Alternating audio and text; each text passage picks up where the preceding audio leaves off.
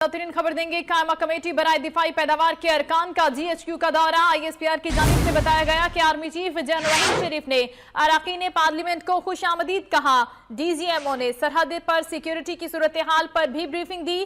जंग हो या अमन, पाक फौज के साथ खड़े हैं। चेयरमैन कायमा कमेटी सुहेल मंसूर ने कहा कि पूरी कौम को अपनी पाक फौज की सलाहियतों पर फख्र है। इसी हवाले से मजीद भी जानेंगे नुमाइंदा वक्त न्यूज सरदार हमीद से। सरदार हमीद, बताइएगा इस मुलाकात के हवाले से मजीद। जो कमेटी है दफाई पैदावार की, उसने दौरा किया जीएचक्यू का। वहां पर आर्मी चीफ जनरल राइल चीफ ने उनका इस्तकबाल किया और उन्हें खुशामदीद कहा, जबकि डीजीएमओ ने तफसीली तौर पर ब्रीफिंग दी। जो ताज़ा तरीन सूरत इस वक्त लाइन ऑफ कंट्रोल पर जारी है, पाक फौज की तैयारियों के मुतालिक उन्हें आगाह किया गया। इस मौका पर चेयरमैन कमेटी ने पाक फौज की सलाहियतों को सराहा और उन्होंने कहा कि इस वक्त पाक फौज जो है वो मुकम्मल तैयार है किसी भी जारियत का मुकाबला करने के लिए, और पूरी कौम जो है वो पाक फौज के पीछे खड़ी है और अपनी पाक फौज पर, इनकी सलाहियतों पर फख्र है पूरी कौम को।